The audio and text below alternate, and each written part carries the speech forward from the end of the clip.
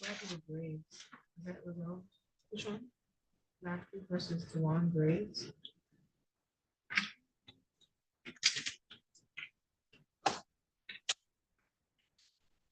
Okay, Mr. Secretary. Oh, let's see what Mr. Rivers here.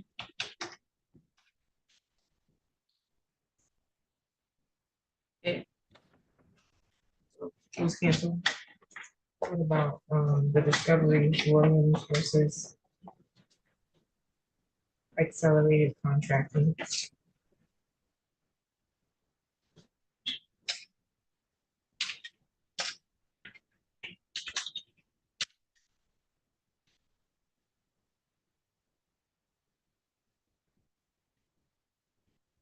Need to find That was just a lot.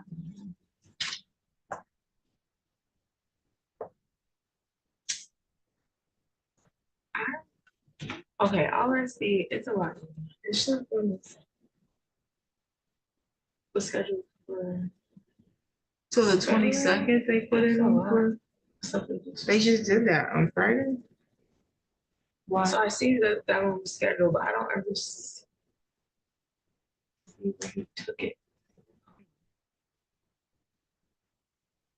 They may not have served it, that might have been the problem. I don't know, what is that, the filing differently?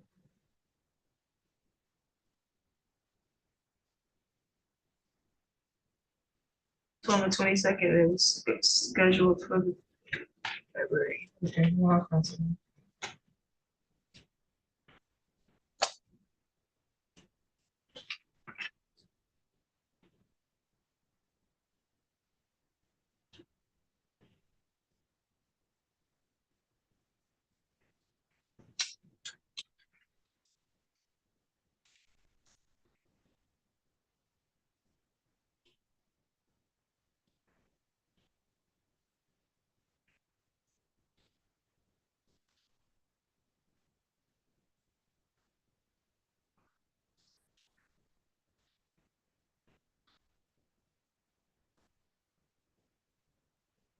The record in the matter of RPM Auto Sales versus Tyler Pope, 24-03123.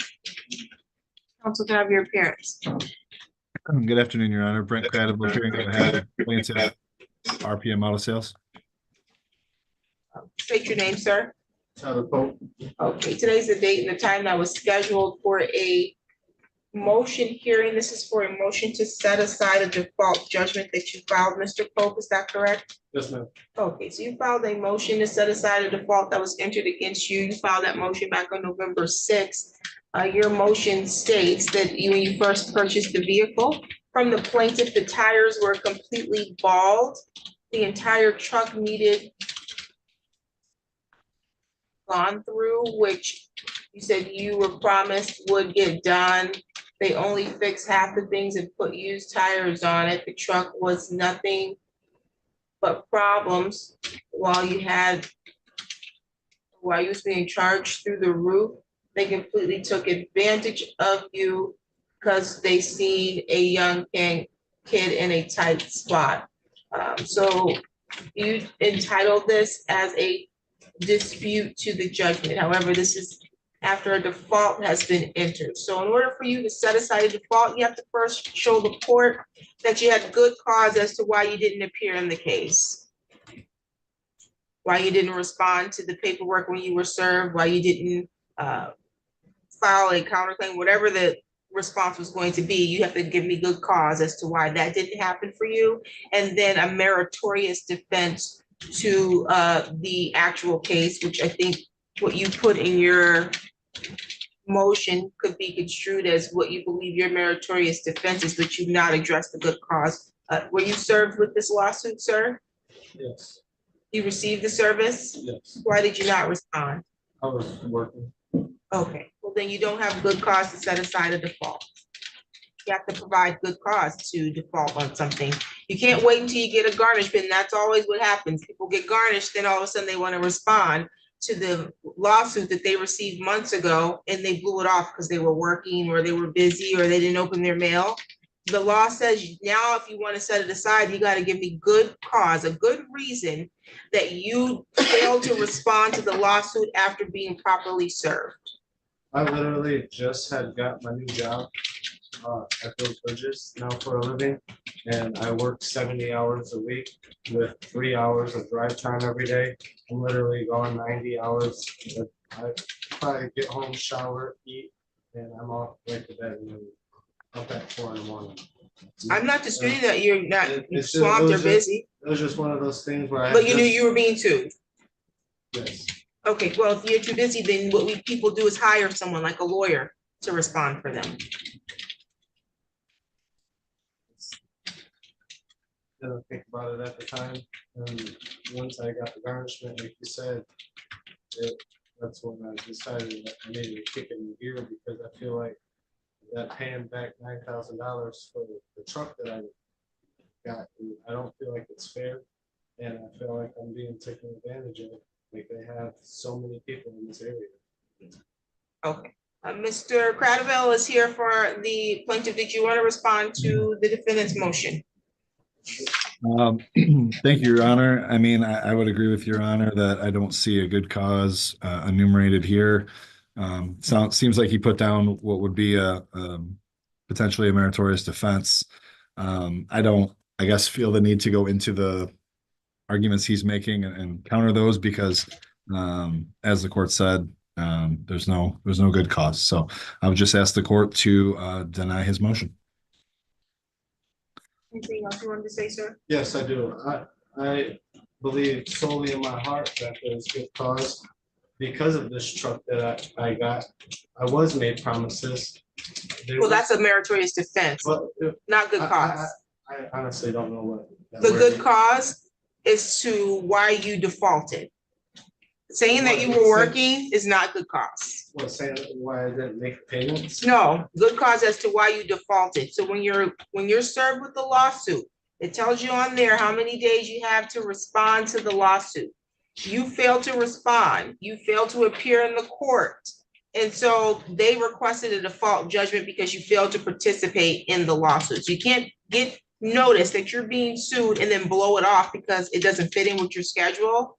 And then now that they're garnishing your wages to levy on the judgment that they got, you show up to court and say, well, I got defense. Well, before the Michigan court rule said, before you can tell me your defense, you got to give me a good cause as to why you blew this off. Good cause is I was in a coma. I was in the hospital. I didn't receive my mail. I never was served this is good cause. But to tell me that, which I have proof of service here, to tell me that you received the filing notifying you that you were being sued for $8,727, and then you just blew it off because of your work schedule, that's not good cause. Isn't Michigan law that plaintiff has 1 to 10 or 3 to 10 years? The statute of limitations is 3 to 10 years. That sounds like a meritorious defense. But it's not good cause. Here it is 6.5. It's not, that's not good cause. What is your good cause for not responding to the lawsuit? You got to give me that first, then we'll talk about your meritorious defense. I didn't want to lose my job. I literally just got the job.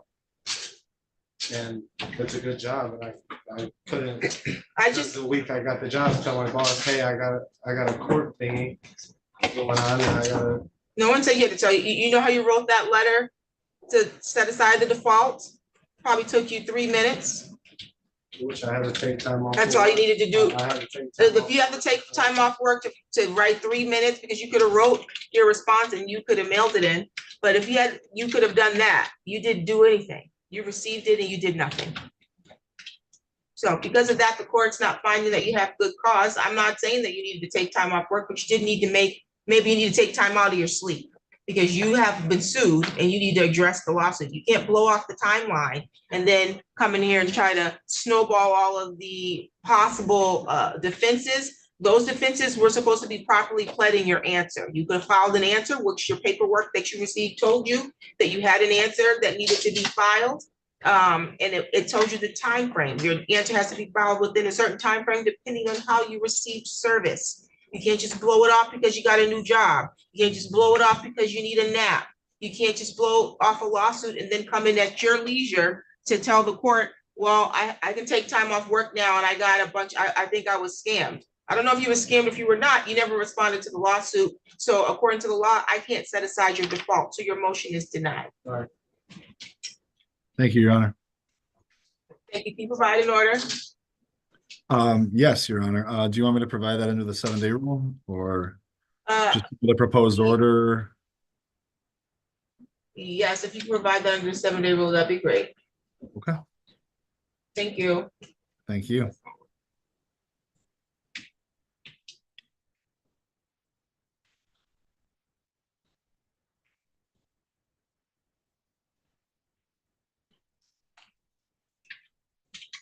Did you look at this? This is his judge's copy or? Yes, I don't judge's copy.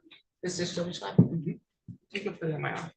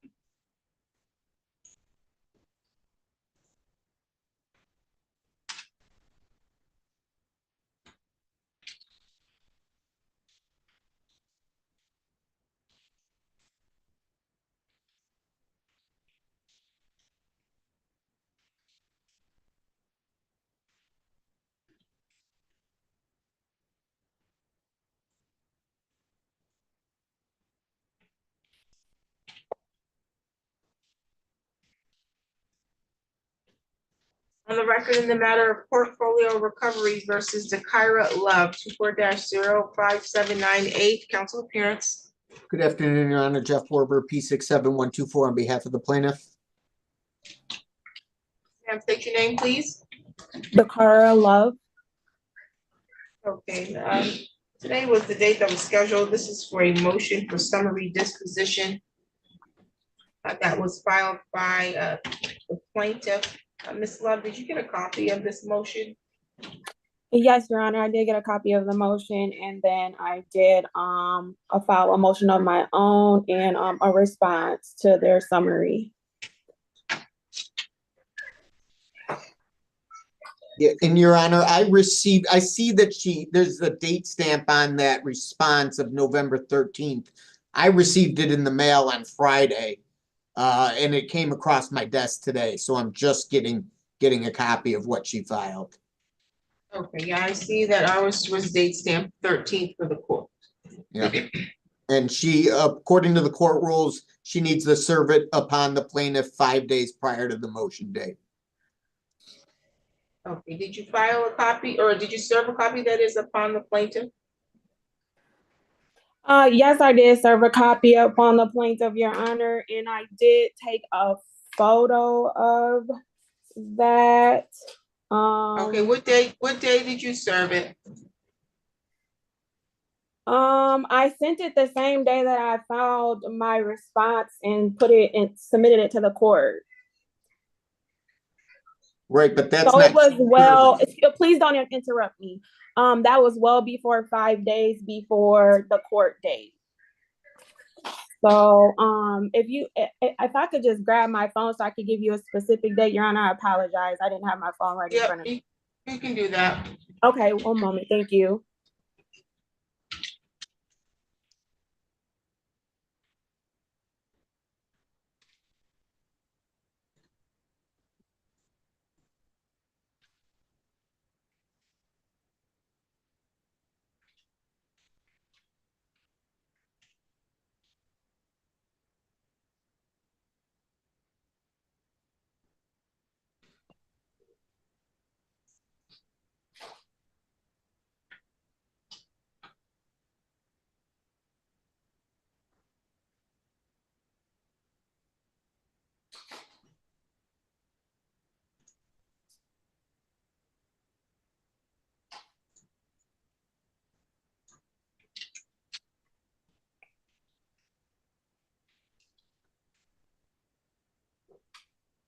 I have a receipt too. I'm sorry, I got a lot of photos in my phone.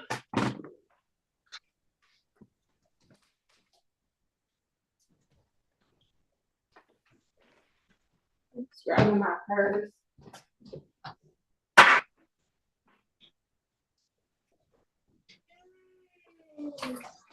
Sorry, I was just grabbing my purse to find the receipt of the day that I sent it.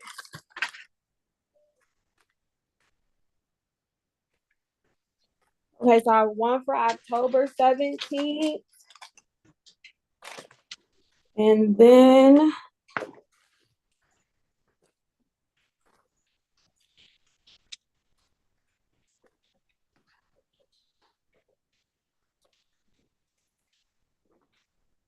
I appreciate your patience, Your Honor.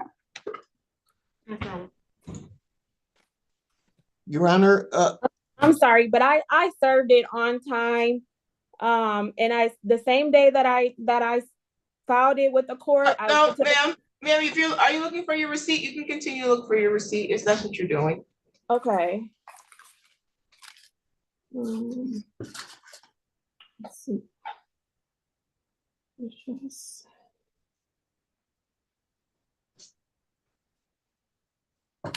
Oh, Lord.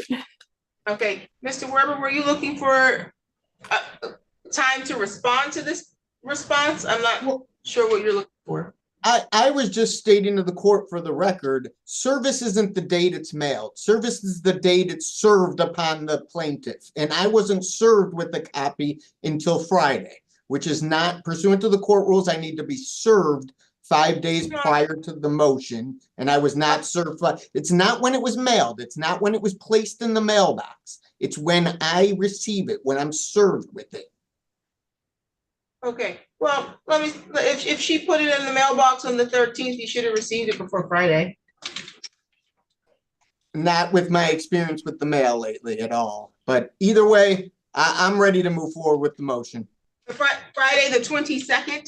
You mean to tell me it's gonna take over 7 days for you to get mail at your office? Yes.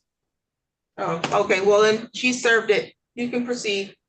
Okay, so this is plaintiff's motion for summary disposition pursuant to MCR 2.116C9 and C10. This was originally a Best Buy credit card issued by Citibank. The defendant took out the credit card on November 15, 2021. The last payment made on the account was March 23rd, 2023. That last payment is reflected on the invoices attached to plaintiff's motion and attached to the complaint. The defendant, it seems like defendant's only issue here is the assignment. And she cites a lot of case law that I'm very familiar with regarding failure to prove an assignment.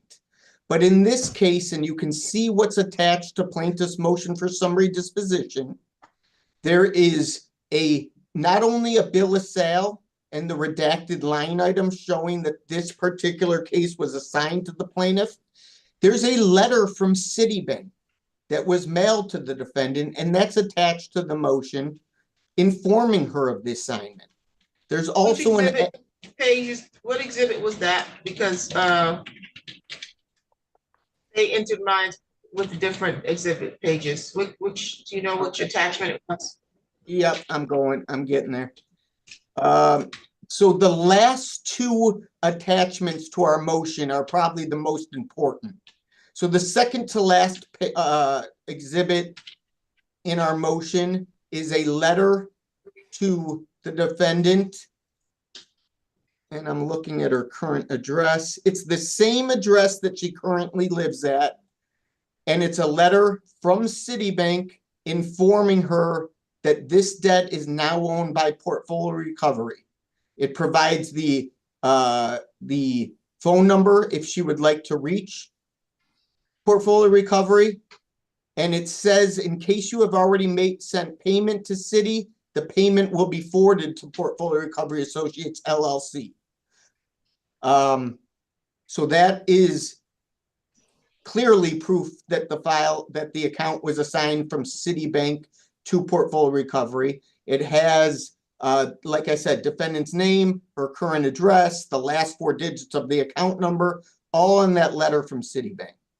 Then the last exhibit attached to plaintiff's motion is an affidavit from the plaintiff, again, testifying under oath that this account was assigned to the plaintiff.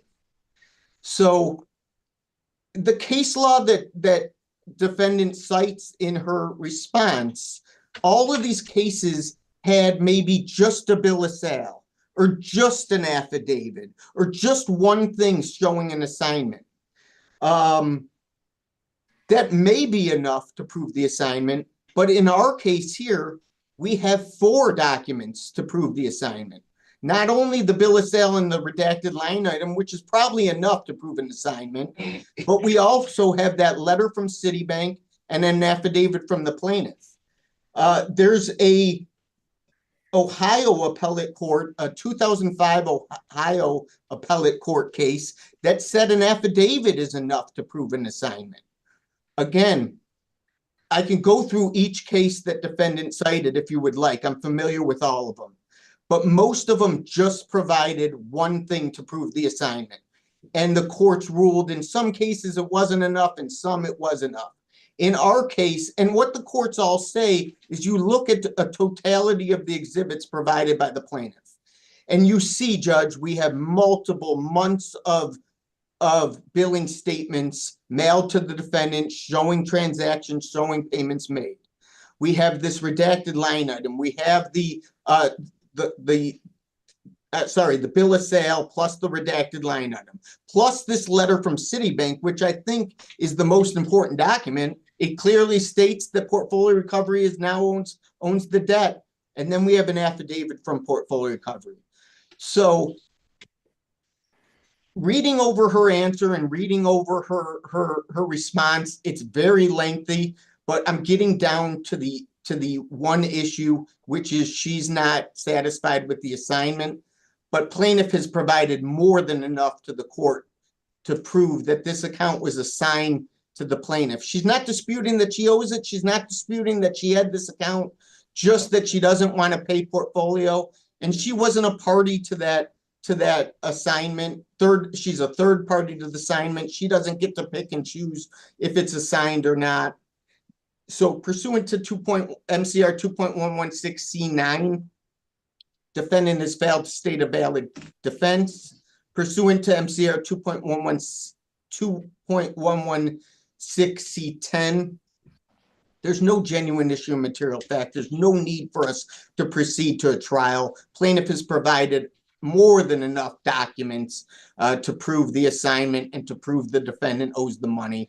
And plaintiff is entitled to a judgment here. Ms. Love, did you want to respond? Yes, thank you, Your Honor.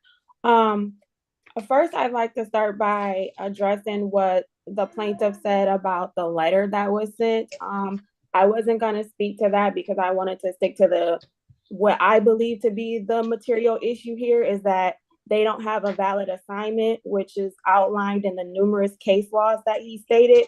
But there's not even an affidavit from Citibank attesting to the validity of this letter. And even if he speaks on the payments, which again, we need to, I feel like, focus on if they own the debt first before we even get to the payments. But let's just to entertain him. The address on this letter that they claim that I received from Citibank, which is not true. I never received that, doesn't even match the address on the statements. And then on top of that, the computation that they say came from the original creditor is not the computation of the fees of the statements that they themselves attach. So I believe in that letter, it says that there was $269 in fees, but then the statement that I received that they attached says there was $350 in fees year to date. So again, I just wanted to point that out since he says that's one of the most important documents. And then to talk about the bill of the sale. Yes, in the case laws that I have provided, national case laws, state case laws, clearly state that the bill of sale has to be specific. It has to be specific of the debt. It does not have my name in it. It does not have the debt amount. Your Honor, the bill of sale that I'm looking at right now wasn't even signed. So how is it a sale if it's not signed? If this is supposed to be a chain of title, if I go and get a title for my car, I can't take it to the Secretary of State without it being signed. There's nothing they will do with that. Additionally, he stated that I didn't even deny the amount. I don't owe these guys. That's the main thing.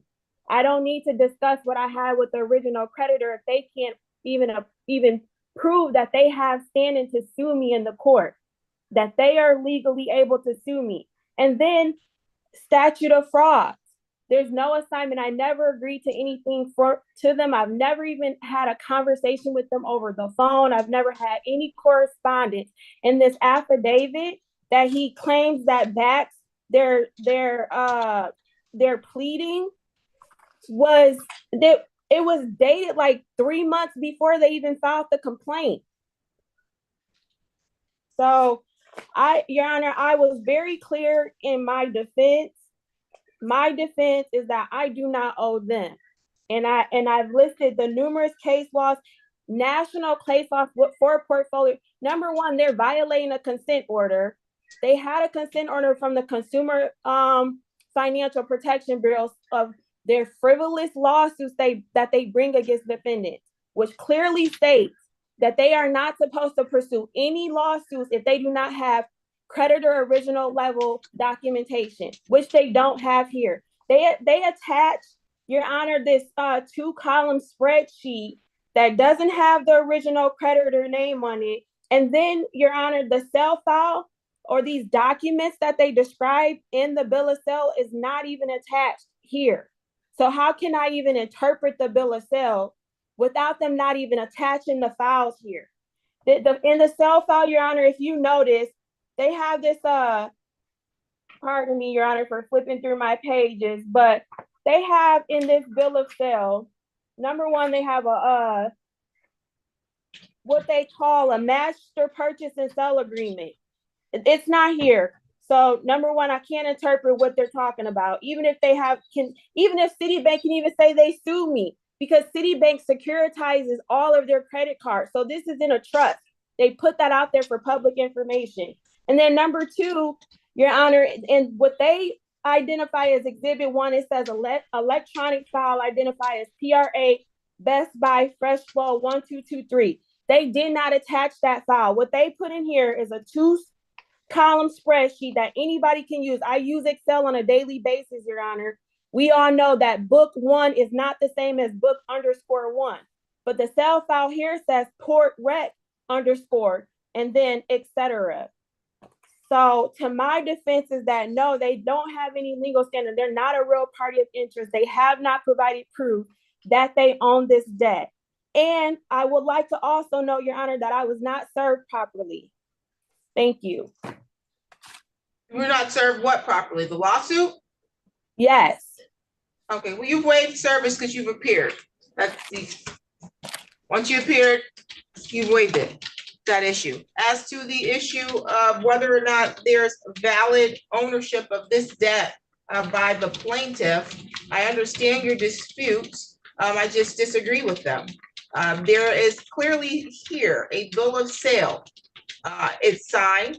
It states here the bill of sale and assignment dated December 21st, 2023 is by Citibank, a national banking association organized under the laws of the United States. It states the location.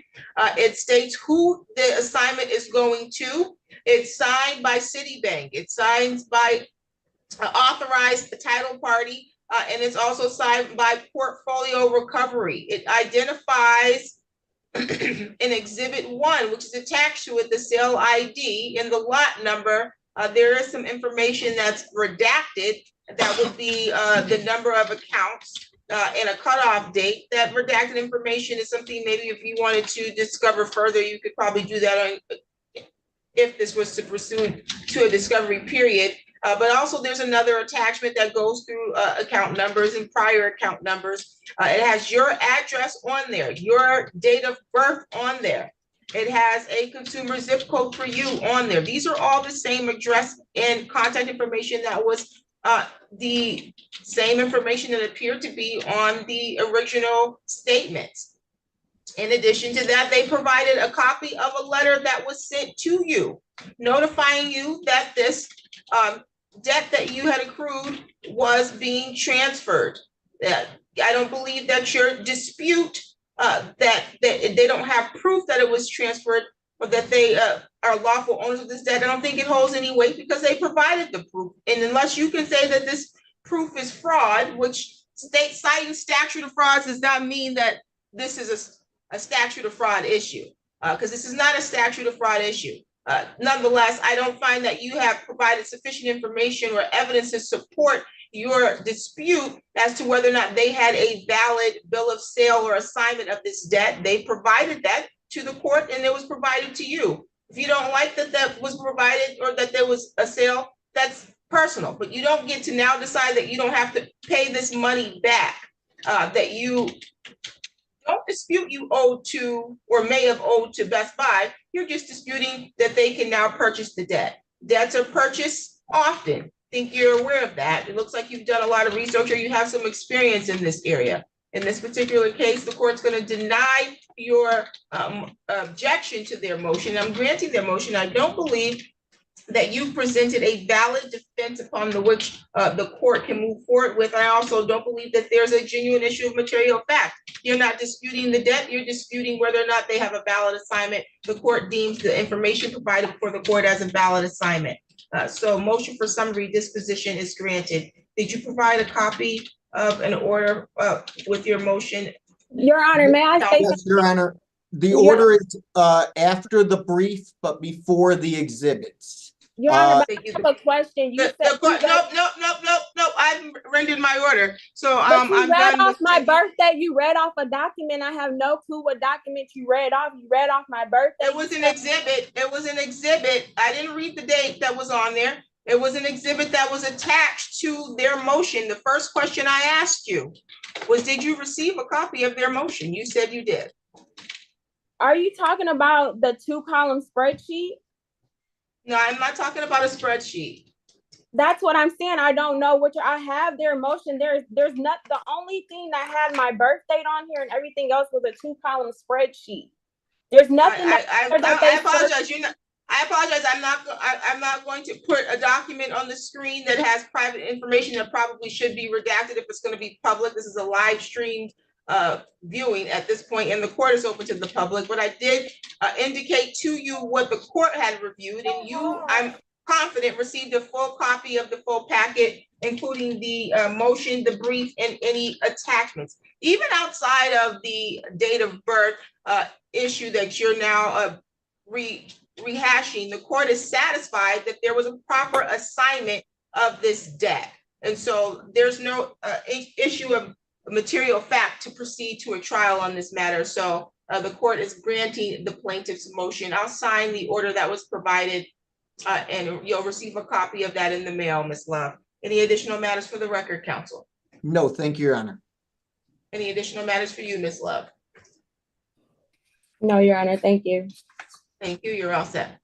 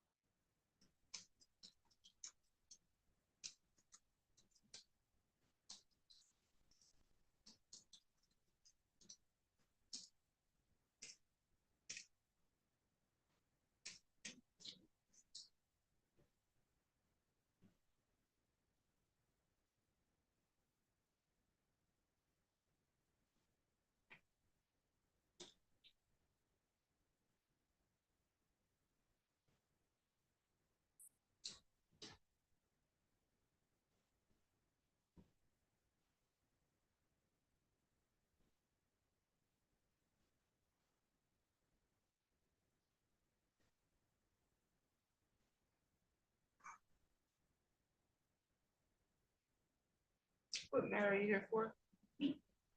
Sir? Your name, ma'am? I'm here, I'm Tori Lomas, on behalf of Flag Surfing. This was a motion to enter judgment. No one's here, I believe, on behalf of Forever Cleaning, but we'll double check. Okay.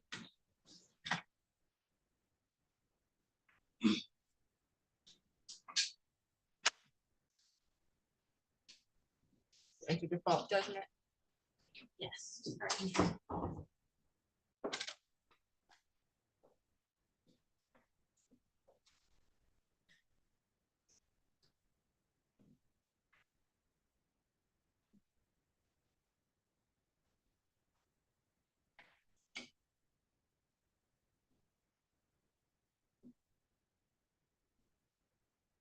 Okay, on the record, in the matter of Glasgow Bank versus Forever Cleaning Facility, 24-06385. Council, can I have your appearance?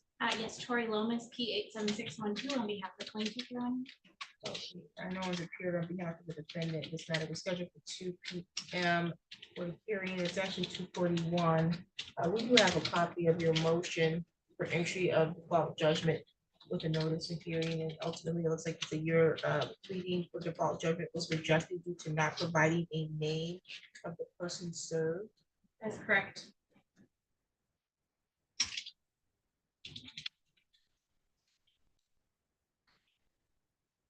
Yes, on the proof of service that we originally filed, we did serve somebody at the corporation, or excuse me, at the limited liability, and they refused to give the name, however, they were a person in charge.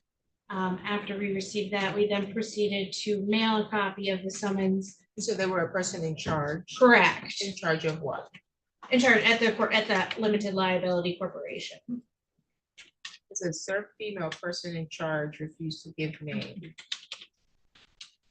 Well, how do you know that she was in charge? I'm not sure what factors we're relying on that. Your Honor, I would have to say that the process server asked her if she was in charge. You're not sure, you just would have to say that? I mean, I'd have to verify with the process server on that. This is a dry cleaner? What is this? I'm not exactly sure. They're domestic limited liability for, excuse me, for Laura. Not sure if they are a dry cleaner or they go in and clean Okay. places. Yeah, it just says serve female person in charge, refused to give name. This was about 6:28 PM.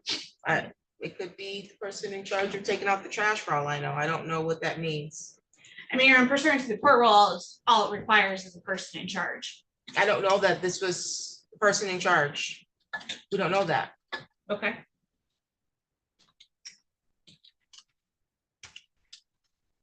I mean, I will have to. And so it just says, just because the person is there doesn't mean they're in charge. So that's why I asked for more information as to what determinations this process server made to identify this person as a person in charge. But Okay. you're not able to provide that. If your process server can maybe produce an affidavit with more information about that, then I can review it without another hearing, but Okay, I can do that.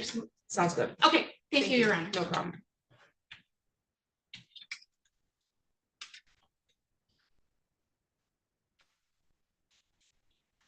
We don't have anybody here for 2:30 except for Mr. Long. No one. There's an attorney. Oh, okay. Oh, that's here on behalf of Ms. Davis, though. Yeah. Interesting. Okay, there's some people in the waiting room. Wait a minute. You will must not be. co-host.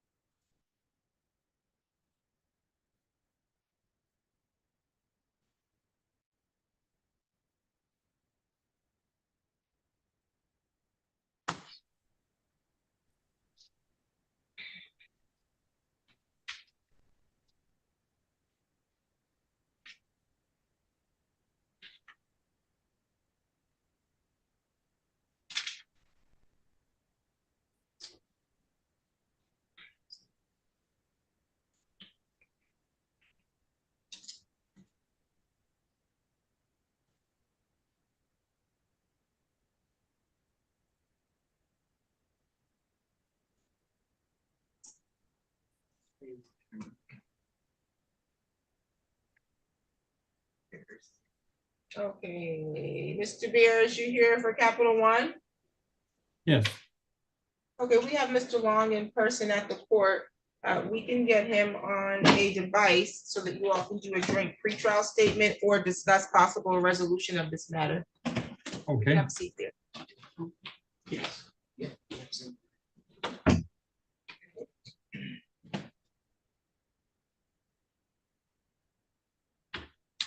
Okay, I see Joseph Jamal on behalf of Citibank.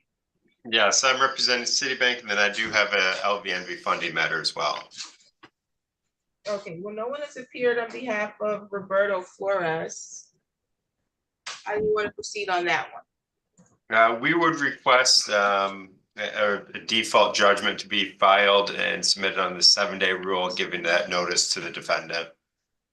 Okay, default granted, it should be submitted under the 7-day rule. Oh, let's see here. That's Mr. Long. Okay, just making sure he didn't just join my breakout room, but that's Mr. Long. Okay, yeah, the other matter I'm handling is the one with, I believe, Mr. Habibi. Yes, that's, I represent Sheila Davis. That's correct. Mr. Beer.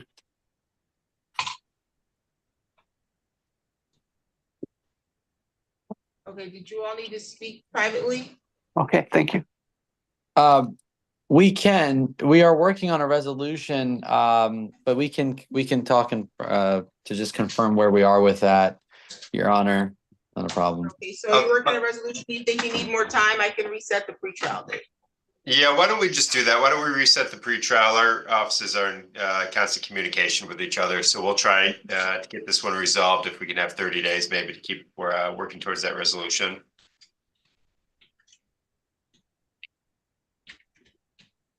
Does that make sense, Adam? Yes, that does. January 3rd at 2. January 3rd at 2 work? That works. And it works for plaintiff. Yes, yes. You're all set for today then. Thank you. Thank you. Thank you, Judge. No problem.